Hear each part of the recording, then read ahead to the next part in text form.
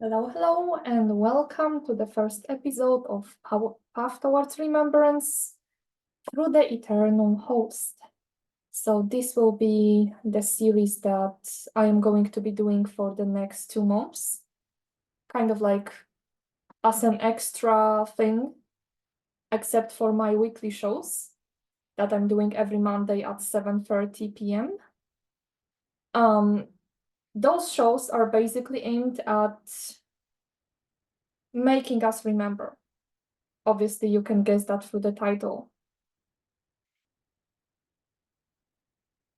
When I made that decision to start sharing this knowledge, that I actually started sharing this knowledge about the eternal creation on my classes, that was actually back in January of this year when I started.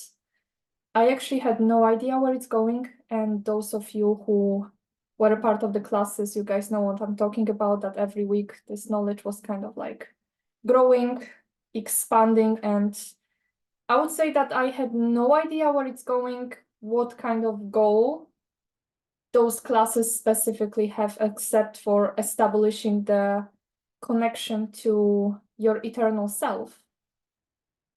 But throughout this period of almost 6 months, we have managed to discover a lot of interesting things about not just the plasma body that I've been speaking about on many of my videos, but also the eternal urea body, the vapor body, and all sorts of different interesting aspects of the eternal creation domain have also been revealed. So those of you who have been a part of my plasma regenesis classes, this presentation that I'm going to show to you, this will be, I would say, a nice summary of everything that we have learned so far, plus the new information. So there will be a lot of new information. And I actually expected to release this video at the end of last week. But once those transmissions started coming to me, and they came in a certain way of like big amounts of inner knowledge suddenly showing up, a certain type of the DNA activations that I was going through, as well as the automatic writing. So I just kept going and I kept going for a few hours, and I ended up writing about 12 pages. So that was quite of an interesting process that I've been going through. It was a little bit different than usual. And those information that have been given to me through my eternal self and through the source field, they are representing quite a huge block of material. So my idea is that we will be discovering a little bit of every single one of those pieces. If you have no clue what the host is, what the eternal creation is, or you're kind of like wondering how do I explain it to somebody with those different free creation domains that I've been speaking about, the external, internal, and eternal domain, I would say this video is a good one to start with. I am going to share a screen in a moment because I prepared a small presentation. So the reason why I'm not doing this on my radio show is because I want to share the screen, and I can do it only this way if I record it myself. While I think that sharing a few of the visuals will be actually very useful during this presentation. Today, we are going to focus on a few concepts, which are the flames of reclamation. Maybe some of you already heard about them, or kind of felt like there are some inner flames that are being awakened within you. Well, if you had that sensation, then those are probably the flames of reclamation. We will also speak about something that is referred to as the Eye of God, the free gifts of the source. And we will also speak about what are the three types of the host. And why would we need the host on the first place? What is the difference between the regular type of evolution and the circumstances we are at right now? And for those who have been listening to my videos for a while, I would usually say that this host is a process of 900 years. Well, Some of you might find it as the good news, but there is a possibility. And now I'm only saying this is a possibility because this needs to be chosen by Mother Earth and all of its life forms through their eternal selves. But the host could be actually even quicker than 900 years. So I will explain how that works, what is it about, and how can we actually choose to embrace that possibility. So, if any of you is wondering where that information is coming from and like, did I don't know, did I take it from anybody, stuff like that? Well, my spiritual journey has started with something that is referred to as the Keylontic science, which are the spiritual teachings of Ashayana Dean. There's been certain things that I have found very true about her teachings. There are certain things that I am researching on and trying to expand on that topic and see how it resonates with me. So all of the things that I am going to read to you, they come from my transmissions. The only thing that I have borrowed from her work is basically the structure of something that is referred to as the Uralic Conservatory. But basically, most of those things you will see for yourself are coming from what I've been given, and it's kind of like every single one of those aspects that I have included in the presentation are kind of like puzzles. They complete each other. So I guess we are all ready to start. I hope this is gonna work. I think it does. So this is the first part of the path towards remembrance, because we are learning about the things that we have once used to know. So the way we can actually approach this presentation is realize that these are the things that we were aware of, and this used to be common knowledge. So the reason why I am just bringing this to the collective is because I want all of us to reawaken this knowledge within ourselves. So if you feel connected to this body of work that I will be presenting, this is mostly because of the fact that you used to know it before, and maybe you used to teach it, maybe you were learning about it, maybe you were using this knowledge for all sorts of different purposes, such as grid work or healing. There could be different possibilities here. So what I want to start with first is the concept of the source. Even though this might be quite obvious what the source is, etc., I just want to share a quick definition here and also speak about the free gifts of the source. Because if we are wondering, like, okay, I start as pure consciousness, and then I am reaching different levels of individuation, what kind of laws or gifts actually govern it? How does that work? So the answer is actually the free gifts of the source. But first, how would we actually define what the source field is? So I will be reading that from my notebook. There's been as I said, there's been so many pages coming up that I didn't even have time to put this together in a transcript. I might eventually do that or share that as I start my classes in September. Anyways, the God source, or the eternal consciousness, whatever you prefer to call it, is not to be named or defined, since it is everything that is and everything that ever existed or will exist. What we refer to as creation is located on the inside of the source field. Thus, everything that the eternal source consciousness projects out into manifestation is an expression of its internal state of being. Thus, nothing exists on the outside of the source. The entire concept of separation is purely an illusion. So no matter how hard different beings throughout the eons of different agendas try to separate from the source, it is purely impossible. And it is because of the fact, it is actually how the physics work. Everything is inside of the source field. So nothing can really come on the outside of it. You can choose to disconnect from the source. You have the free will to do that. But it doesn't change the fact that you are still inside of the source field. And the easiest way to conceptualize it is basically realize that if everything exists within the source field, there is really nothing on the outside. So the source is basically like an eternal consciousness that is having an internal experience of itself. It's basically experiencing everything on the inside of itself.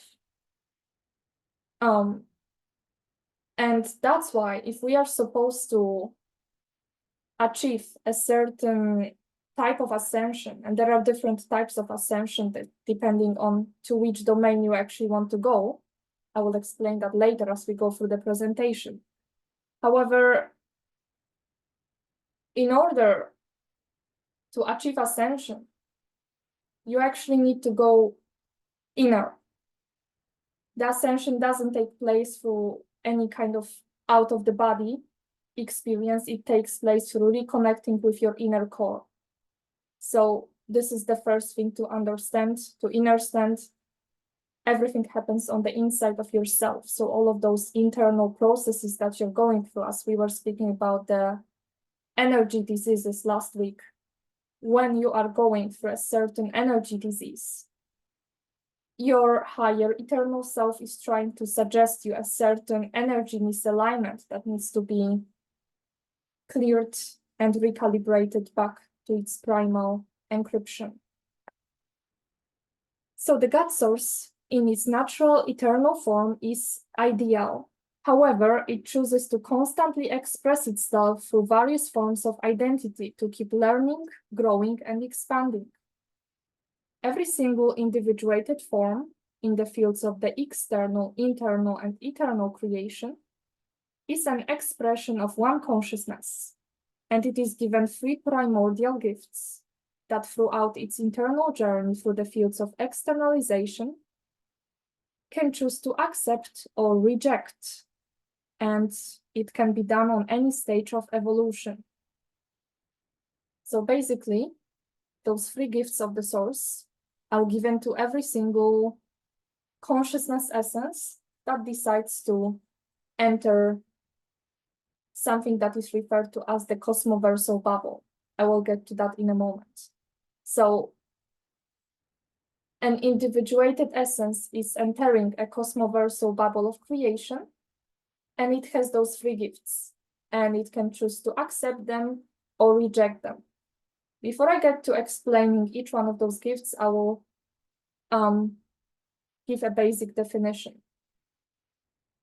The three gifts of the source, the eternal life, eternal connection, and free will, provide every single individuated being a connection to the unlimited supply of energy that can be utilized for limitless co-creation inside of the cosmoversal creation bubble.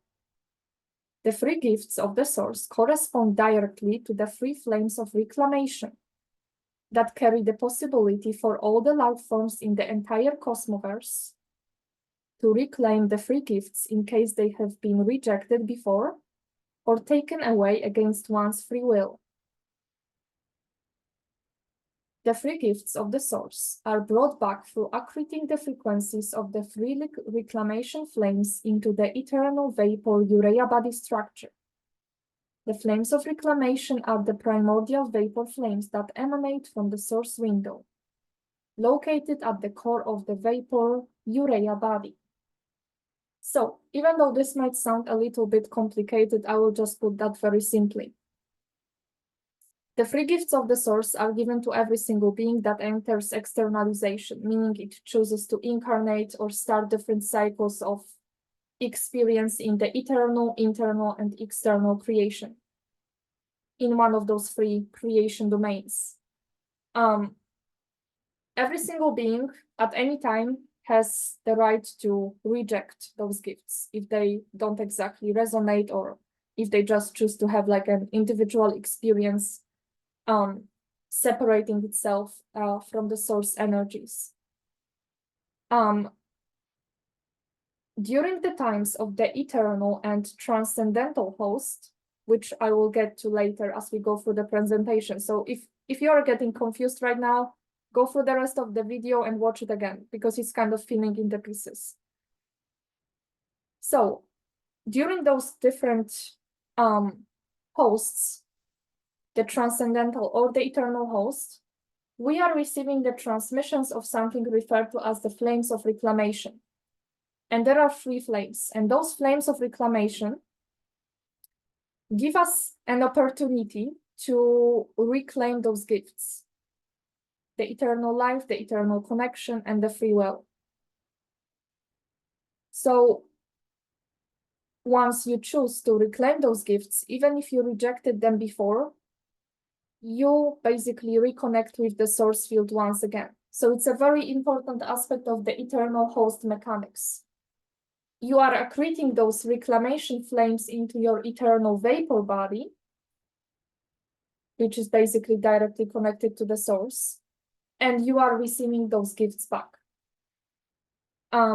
And that means that every single race, no matter how fallen it is receiving those gifts, and it can again choose to reconnect with the source and come back to it in full ascended form. So the 3 gifts of the source are the eternal life. There is no finity and no lack. There is enough of everything for everyone, thanks to the unlimited energy supply. Eternal connection. Everything is interconnected in the entire universe. There is no separation, and every single being is equally connected to the God source. And the free will. A being can choose to co-create with the divine will of the source, keeping the gifts of the eternal life and eternal connection. However, it can also choose to leave them behind for individual exploration. So, how did it happen that we actually lost the gift of the eternal life and the eternal connection? This is, and also to a certain degree, the free will as well. This is something that I am going to be speaking in the upcoming episodes. However, those gifts are right now going to be reclaimed progressively. When it comes to certain races that took those gifts away from us, and they also, this way, if you take somebody else's gifts of the source, you also lose yours. That's how it works. All of those beings now have the chance to accept those gifts of the source. So I would say this is wonderful news for every single race on the planet and in the galaxy and in the entire universe, to basically start working together towards the common goal, which is the eternal host. So those 3 gifts are being reclaimed through the flames of reclamation.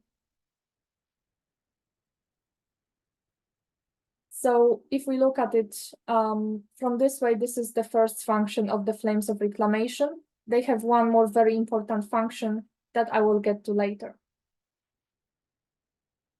And now a little bit about something that is referred to as the eye of God. And now I wouldn't like this to be confused with something called the cosmic eye. I will say straight away, the eye of God that I am speaking about, which is also referred to as the eye of Sarah, this is something different than the cosmic eye and all of those different concepts that are appearing in different teachings. So I'm going to read the definition of the eye of God, and then I will quickly explain what's been the deal with all of that deception and reversal of the organic meaning of the eye of God and the cosmic eye.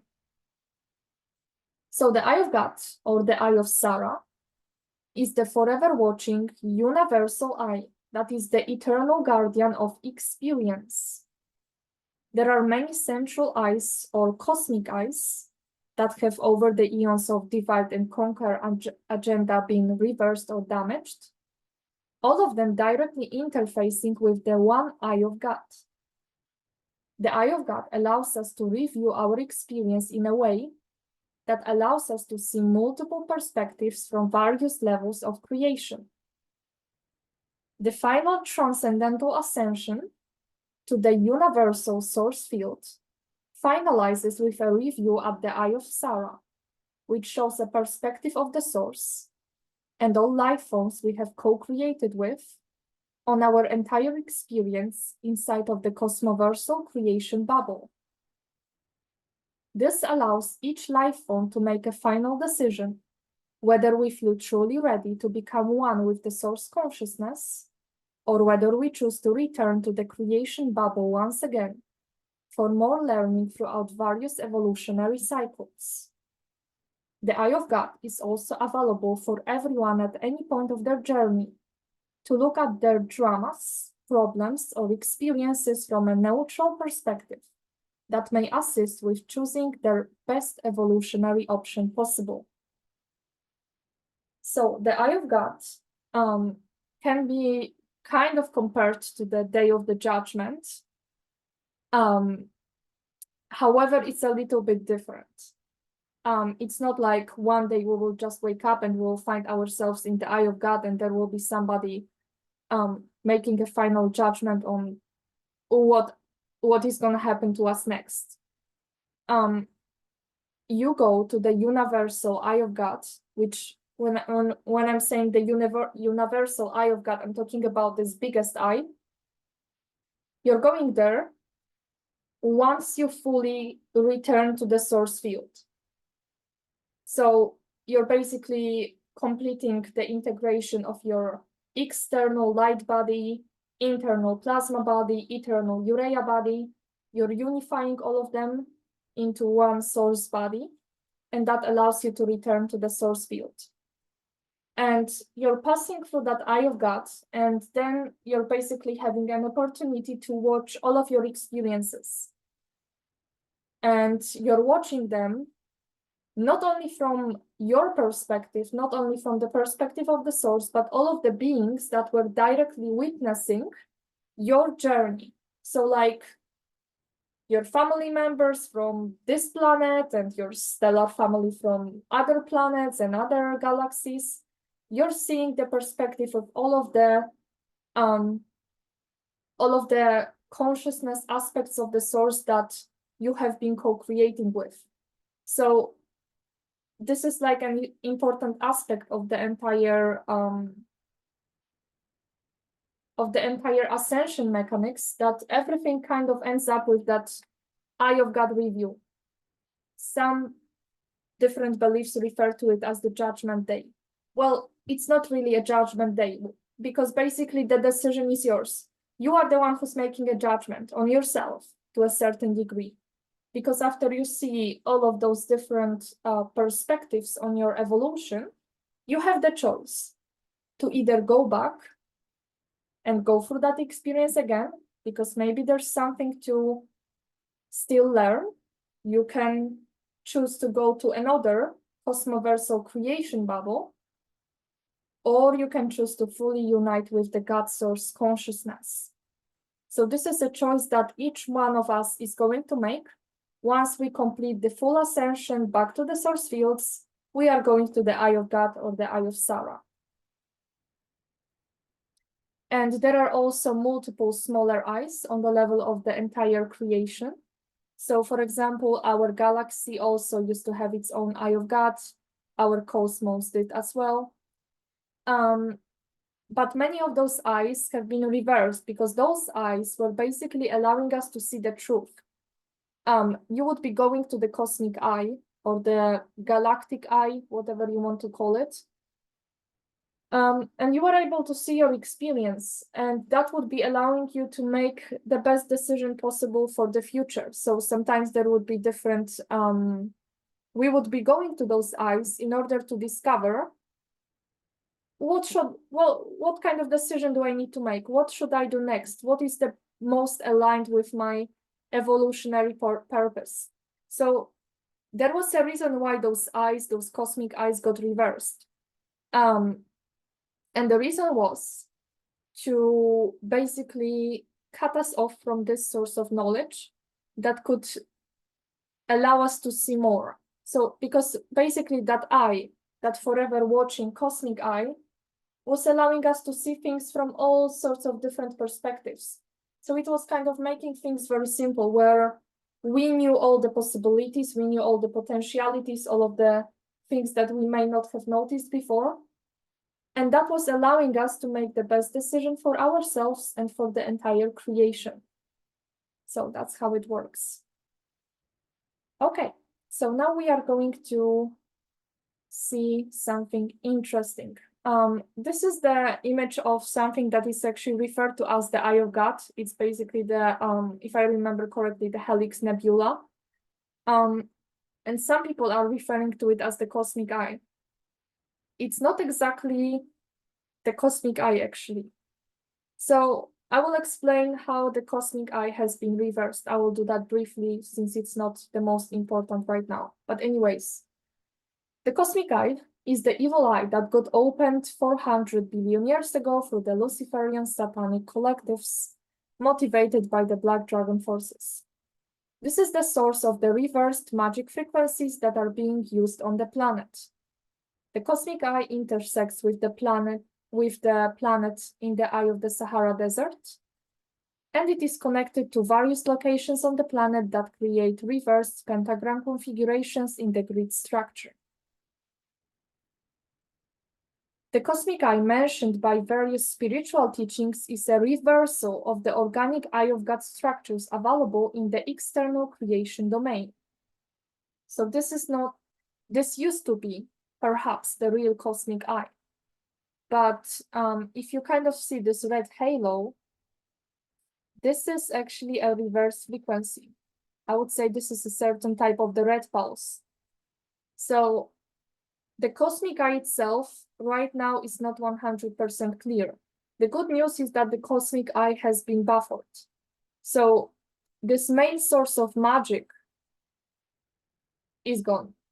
And this is the great news. However, when it comes to using that cosmic eye to kind of go there and do all sorts of different things, like trying to find out your future, etc., you might kind of get attached to different Luciferian collectives. So this is something that I wouldn't recommend.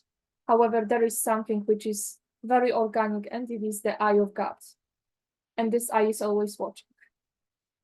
Okay, so now we are going to get to something which is a little bit more complex. However, I hope this will make sense. I will just find those notes. Okay. So I was mentioning this cosmoversal creation bubble a couple of times already as we were going through the structure of the source and the flames of reclamation and the gifts from the source. Well, but what is this creation bubble anyways? So I will give you a perspective right now. The God source field expresses itself through a complex fractal structure referred to as the eternal creation cosmoversal bubble. The purpose of existence of the creation bubble is to enable the constant self-discovery and self-development of the eternal nature of the source. So as I said before, even though the source is already perfect, it chooses to keep experiencing itself in various forms, and we are like those different expressions of the source that keep learning, or more like remembering. It's basically a process of remembering itself in various forms and shapes. And so the source is basically constantly producing those creation bubbles. And those are really, really big structures. The eternal creation bubble first emanates out the eternal Urada complex, which is the structural foundation for the entire life field of eternal existence within the bubble. Afterwards, the eternal matrix is birthed in the center of the Urada complex. And I will get to that eternal matrix in a moment. However, when we have this structure here, this is referred to as the Urada complex. And now, it's composed of two parts. you've got the spatial media, which are on the outside here. And the spatial media are basically an aspect of the Urada complex, which is responsible for downstepping the pure source consciousness into the plasma vapor units, which are referred to as the urea flows. So this is happening right in the spatial media. You've got the unspatial, transspatial, and interspatial media. Then you've got the Ura Lake Conservatory, composed of the 5 densities or 5 different planes.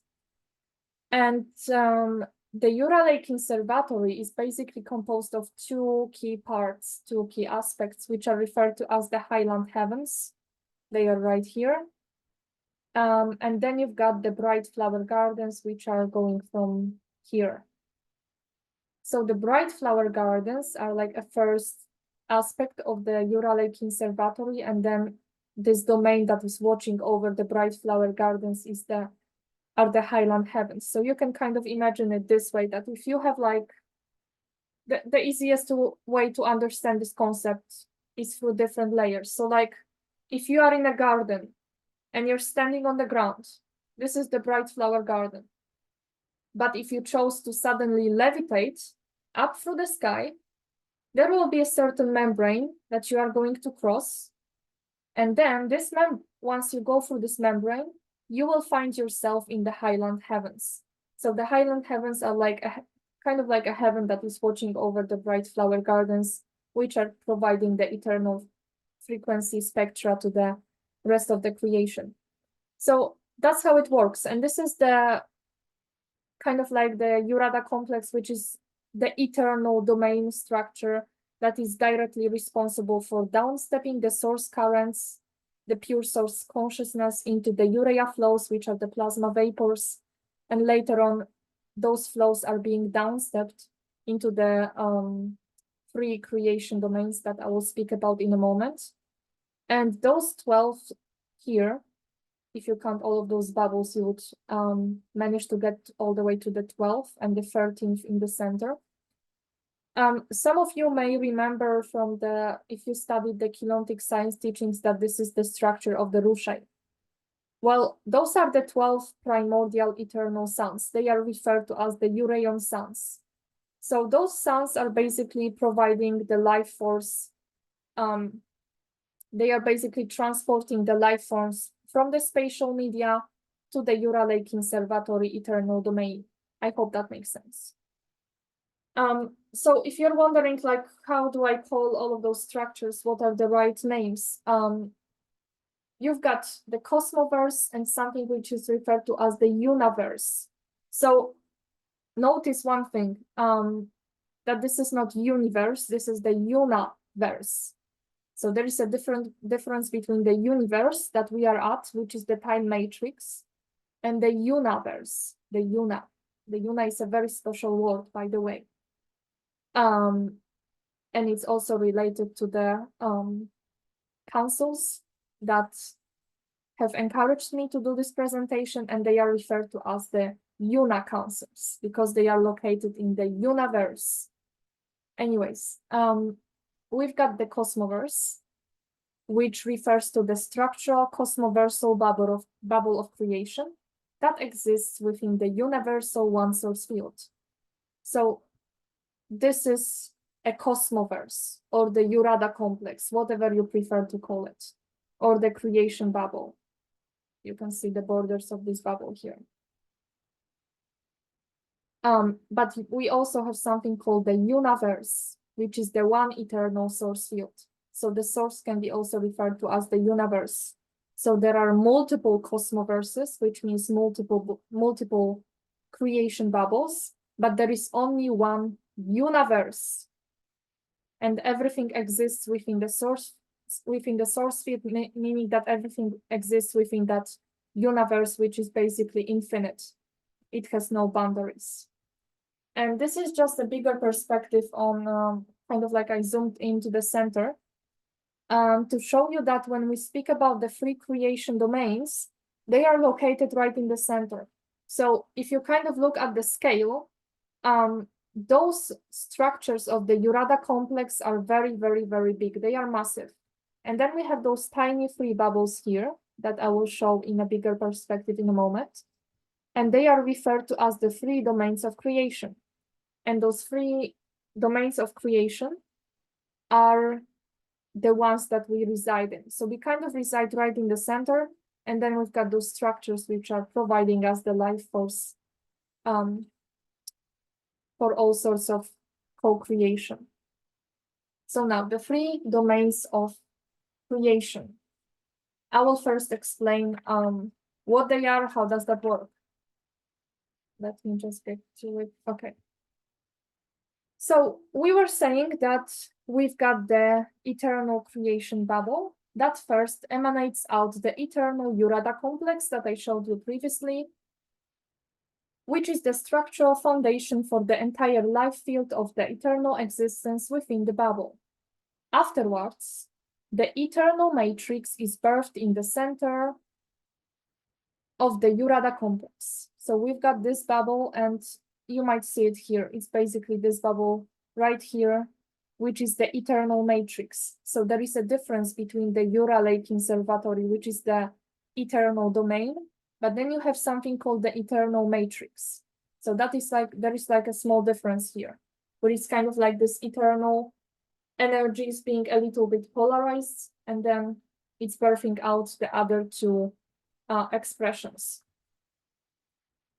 So afterwards, the eternal matrix is birthed in the center of the Urada complex. The purpose of existence of the Pana-Koleira eternal matrix is to keep the eternal connection with the Urada complex and regulate the flow of the eternal creation spectral frequencies, which are referred to as the Urea frequencies. So when we speak about the eternal host and those eternal frequencies coming from this huge Urada complex and coming into our three small creation domains, this central one, the Pana-Koleira eternal matrix, is basically responsible for kind of opening itself up to the entirety of the Urada complex, and later transmitting those eternal frequencies to the other two domains. The eternal matrix of Pana-Koleira gives birth to the internal Pana-Koleta and external Pan-Klera creation matrices. Downstepping of the eternal frequencies and their polarization into internal plasma and external light spectra enables diversity in the creation field and the possibility for further individuation and self-exploration by various life forms, all originating from the one source field. So it's all a source energy. All of it is constantly the energy coming purely from the source. The only difference is that it's basically starting to have different forms as it's going through the downstepping process. The three creation domains of the external, internal, and eternal go through periodic cycles of quantum exchange between the one source field and the three domains themselves. Such exchange allows for the old creation wave to come back to the source field for review of its experience, while at the same time the new creation wave comes in, providing new possibilities for expanded learning and mutual co-creation. So this means that those domains, even though it might kind of seem at first that they are separate from each other, they are actually constantly exchanging quantum during different cycles that are referred to as the host periods. And they are the host periods because if there is a certain amount of the fallen energies and reversals in the external creation, for example, the internal and eternal energies are coming in to realign all of those distortions,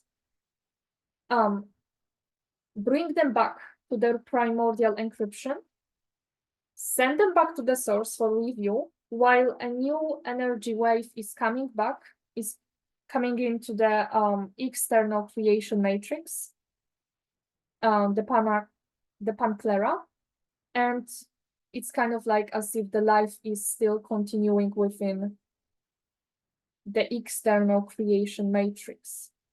So The way that it works is that, as I said before, we've got this constant energy exchange.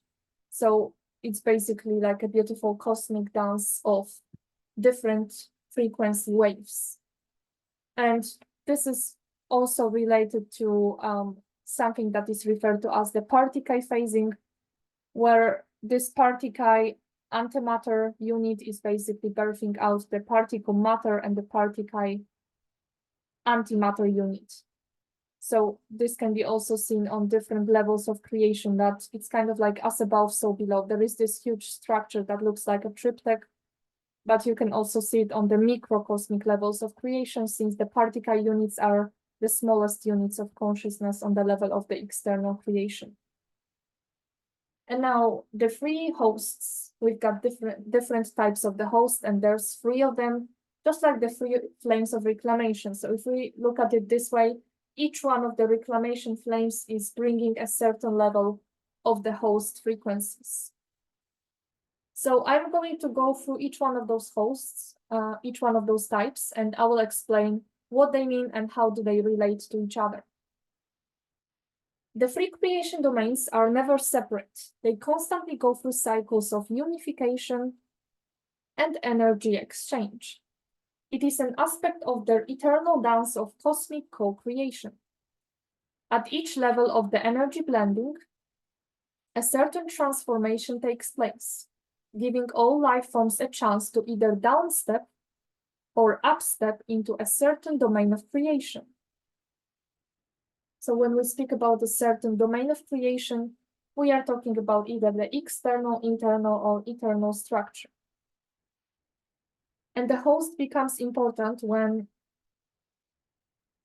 a galaxy or a universe is at a point where it just cannot regenerate anymore, where it's been separated from the source energies to the point where it needs a certain assistance. And depending on the level of the problem, different hosts are being provided. And you probably heard about the internal and the eternal hosts, but there is something very special that is referred to as the transcendental host. And this is actually the main reason why I'm doing this video, to speak about the transcendental host. Anyways, I will start with the internal one. I hope I will not get confused while reading, because this is quite complex. So during the internal host, the first one, the fields of external creation and internal creation reciprocally open to each other, enabling all life forms that coexist in one of these domains to either upstep into the internal domain through transfiguration of the external light body anatomy into the plasma body anatomy. So you can ascend from the external to internal. Or second, you can downstep into the external creation domain through externalizing the plasma body anatomy into the downstepped external light body anatomy. The internal host finalizes with the internal and external creation domain coming together, the internal plasma frequencies providing the quantum reset of the external domain, and later again splitting into the two separate domains, or upgrading into the eternal host. So it's gonna be easier once I actually explain it through this image. So those, let's say this is the external and this is the internal. So those two balls are coming together, and they are becoming one for a certain period of time. Usually it's like a few hundred years. And they are blending their quantum. The internal host frequencies coming from the 8 plasma suns and the ELISA flame are enabling the clearing of the external creation domain on a massive scale. And afterwards, after the host is over, those domains are either splitting, and it's kind of like all of the beings that want to ascend from the external creation to the internal, they can do it very quickly through this host opportunity. So they end up being in the other domain, continuing their evolution through the internal creation deity plane cycles. Or basically those two stay together, and they are upgrading to the eternal host from the internal to eternal. And this is something that happened in 2022. So the eternal host takes place when the fields of the external creation open up either to the internal creation domain, just the internal, or to both the internal and external creation domain, as long as they have merged before through the internal host. During the period of the eternal host, the cosmoversal Trontin window opens, enabling for the new creation wave from the Jura Lake Conservatory eternal domain to replenish the quantum of the eternal, internal, external creation matrices, while at the same time enabling the consciousness field of the three creation domains to complete the transplanial, transcendental ascension to the Jura Lake Conservatory eternal domain. This intrinsic process also allows for the transfiguration of the external light body anatomy or the internal plasma body anatomy into the eternal Urea body, which is indelible, irreversible, and is the expression of one's eternal self primordial identity. So the way that it works is that those two come together and they blend with the central one. So there is this unification that starts to take place between the eternal domain with the internal and external. And there could be a situation where only there is a host with between the internal and eternal, but this is very rare. Usually those three come together. And during this phase, you have a chance to upgrade your internal plasma body or your light body into the urea body, into the urea vapor body. I will be speaking about it more on the next episode, how it looks like from the personal perspective. How does that downstepping process look like when it comes to different councils and kind of like how do you do it on a personal level, through which kind of cycles you have to go through. This will be for the next time. Today we are kind of focusing on those macrocosmic levels to understand the mechanics in general. So it's kind of like those domains usually are separate when they are not in the host, but they come together because that's actually the primordial purpose in the first place. They need to come together, they need to unify. So your light body, your plasma body, and your vapor body, they all come together and unify into one source body. And now, something special which is referred to as the transcendental host, where the fields of external, internal, and eternal creation open up to each other, and the eternal creation matrix begins to pull in the internal and external creation fields to the inside of itself, creating one unified tri-domain that begins the process of unification with the Urada complex. So what happens is that those three domains, which are like, they look like this and they are in the center here, they unify with this huge Urada complex structure, so there is no separation anymore between them. And that takes place through the eternal and transcendental gate systems. The gates of the Jura Lake Conservatory open up, allowing for the full integration of the cosmic bubble, allowing for its full return to the source field through the universal source window that opens on an individual, collective, and cosmoversal level. The external light body, internal plasma body, and the eternal urea vapor body come together into unified, universal, source body. So basically, it's all about the unification of the entirety of the cosmic bubble so that it could come back to the source. And now the opportunity that arises when it comes to this transcendental host, why it is such a great opportunity for the planet, especially that this has never happened before in the history of the entire cosmic bubble, is that it has the opportunity to go back to the source in its full expression. And it can happen not within 900 years, but within only 200 years. So this is wonderful because this way we are receiving the pure currents from the source that enable for a very, very quick process of transfiguration. So I will kind of summarize what I just said.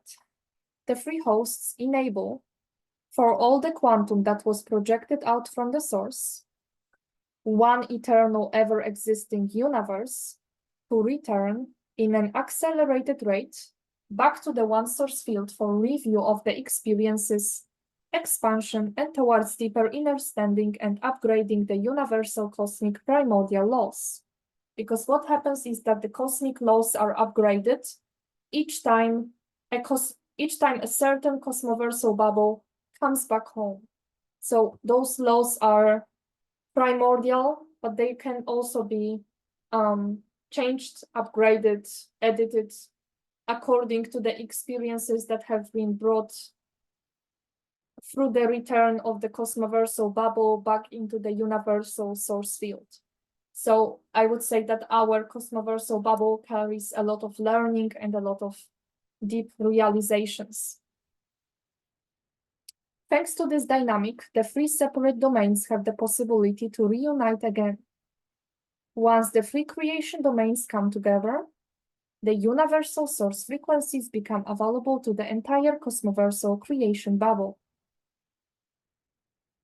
So we are receiving not only the plasma frequencies from the internal domain, not only the urea flows from the eternal creation domain, but also the pure source frequency currents. And this is something that hasn't happened before. Okay, before I get to the flames of reclamation, I will quickly explain why 200 years. And I hope this will make sense. We will speak about the new council on the next episode, and this council is referred to as the Nomiya Yuna. And I would say it's been like a very interesting process of getting to know them and getting to know a lot of answers that I was kind of waiting to receive for a very long time. So I am very grateful to those councils for this opportunity to share this information. And as we discover those Nomiya Yuna collectives, I am going to read you who they are, but we will kind of elaborate on them the next time, because I want to bring in this information fresh when I will be explaining something that is referred to as the Elasian first fall, where we will kind of learn where did this fall actually start? Did it start in the fourth density, or why do we have fallen races in the first place? Why did the consciousness decide to fall? And we need to go back to the Elasian experiment to understand it. And that's another 3 pages of reading. So this will be for the next time. Anyway, the Nomiya Yuna, urea collectives, represent a level of the source integrity keepers that goes beyond the polarization of the three creation domains. So they are not located in any of those domains of the Panclera, Panacoleta, or Panacolera. They are located in the universe, in the source field. So they are not really directly in the cosmoversal bubble itself. They project out different aspects of themselves into the cosmoversal bubble of creation, but they actually exist inside of the source field itself. The primordial creators, which are also referred to as the Nomiya Yuna, are the purest expressions of the primordial virtues and laws, as well as the founders of the entire externalized field of life in the three domains. Whenever a new cosmoversal bubble is born, these primordial essences seed themselves into the eternal creation domain in the form of the eternalized Nomiya Yusetra essences, the eternal guardians of the Uralei Conservatory eternal domain. So when the Nomiya Yuna decide to, because they don't have to, they can stay in the source field, but some of them are deciding as the guardians of the entire universe itself, so they are like the direct expression of the source itself. They are deciding to directly come into this cosmoversal bubble of creation. let's say, incarnate, but not in the traditional way of understanding it. And once they come into the inside of the cosmoversal bubble, they become the Nomia Eucetra guardians. And that's when they are located in the highland heaven domains of the Jura Lake Conservatory inside of the Jurada complex. The Nomia Eucetra are the direct descendants of the Yuna, and they keep a direct connection with them through the free flames of reclamation. So once the free flames of reclamation are ignited inside of the highland heavens, that's when the process of the seeding of life begins in the entire cosmoverse. And first, we've got those Nomia guardians descending through those free reclamation flames and being birthed out from them into the creation. So now, the eternal host, this one which is the second type of the host, the one which is 900 years, enables the planet Earth to transition into the eternal creation Jurada cycles within the next 900 years, enabling the planet to become one with its eternal self counterpart, the Urea Earth. However, there is a faster, more accelerated path of transition under the circumstances of the transcendental host that would enable our Mother Earth to transition into the eternal creation cycles within the next 200 years and fully return to full at-one-ment with the universal source consciousness. The planet Earth will become one with its primordial essence, the divine blueprint of the primordial intention that was standing behind the creation of the planet itself. And this opportunity is available only during the times of the transcendental host. So I would say that 200 years is a wonderful perspective. And if some of you are wondering whether 200 years is enough of time, there is a certain choice that each one of the consciousness aspects is making once they go through the cycle of the transcendental host. So it's like the entire creation bubble along with the planet Earth is coming back to the source field, and it's actually going to the eye of God first for the review of its experiences on a collective and personal scale. So that's when we have the choice, the free will choice, one of the gifts of the source, to either return to the full at-one-ment with the God source consciousness, to continue the evolution inside of the cosmoversal bubble, or we can choose to incarnate into another cosmoversal bubble. So even if someone doesn't have enough time to go through the entire process, it is okay because actually everything is coming back to the source field anyways, and then you have a choice to either take more time to go through certain experiences, or you can just fully unite with the source itself. And now a little bit about the flames of reclamation.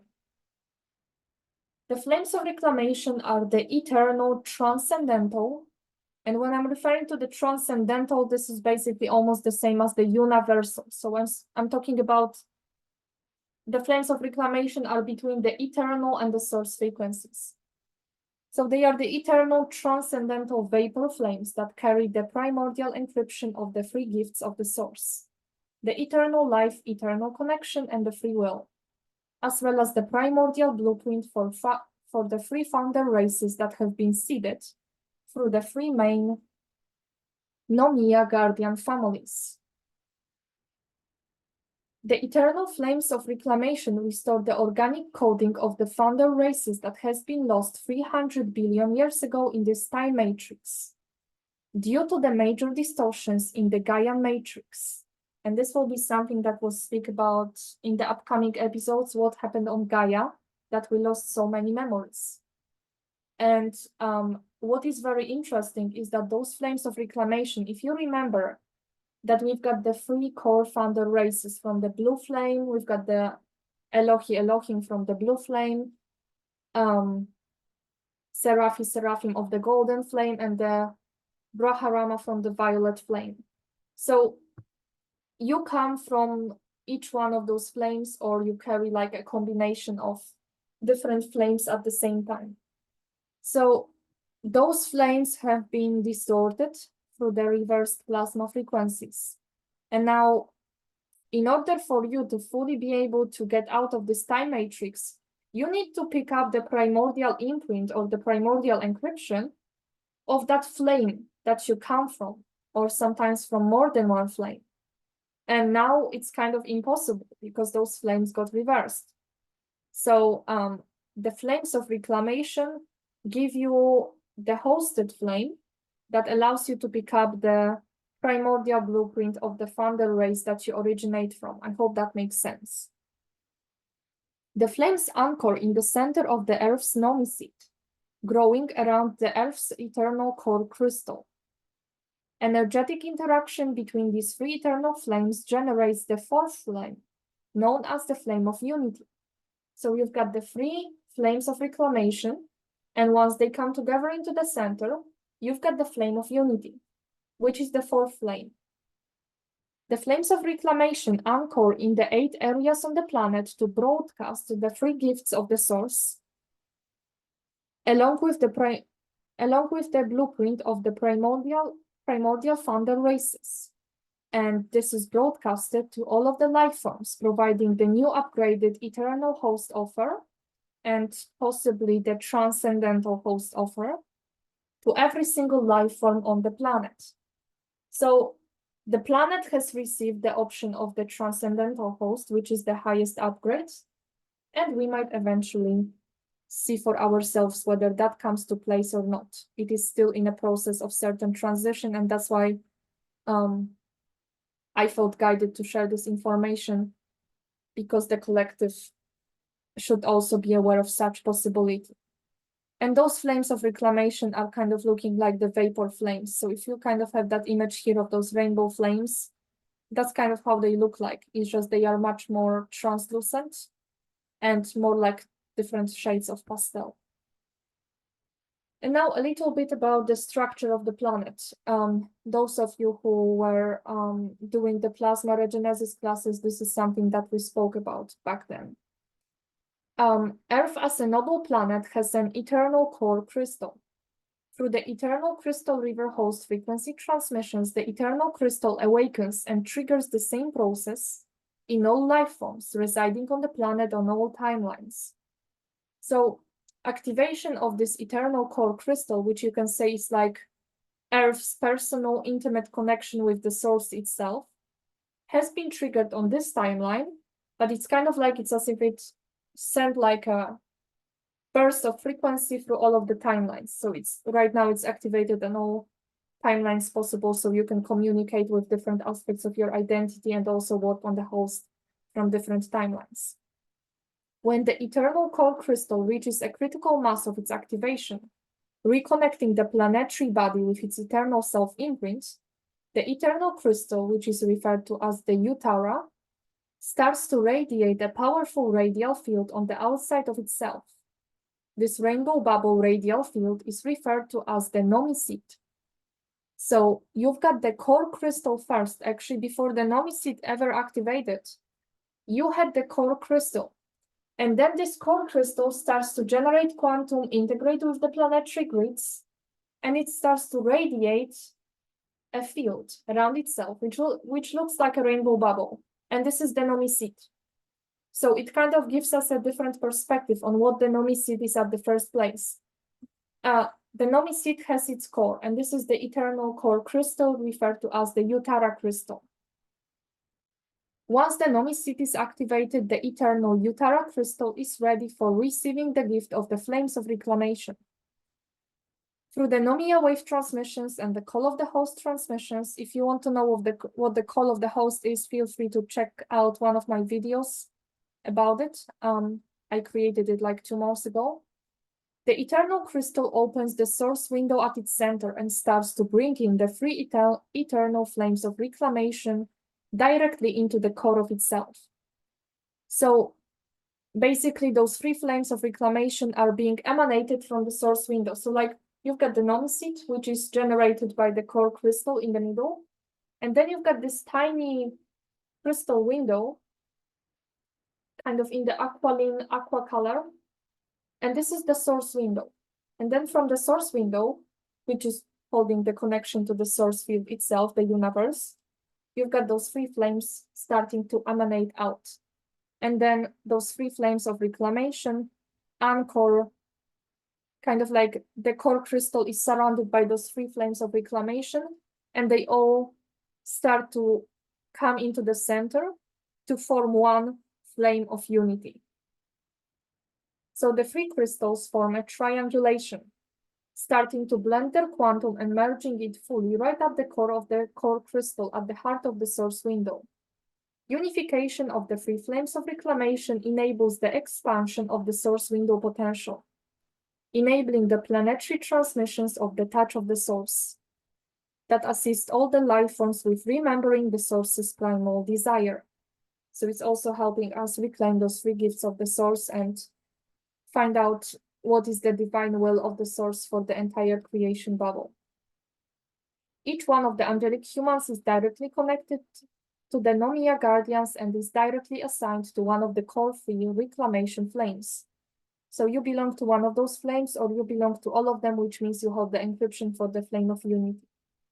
However, soul essences that are direct embodiments of the Nomia guardians may hold the fourth flame encryption, the flame of unity, that carries the frequency imprints for the embodiment of all the three flames simultaneously, and blending it into one unified eternal Aya flame of the source, or the flame of unity.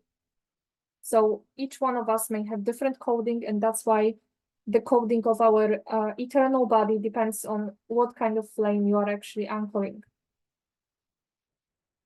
And now this is like just a small introduction to something that we will speak about on the next episode, whenever it is. I hope it will be soon.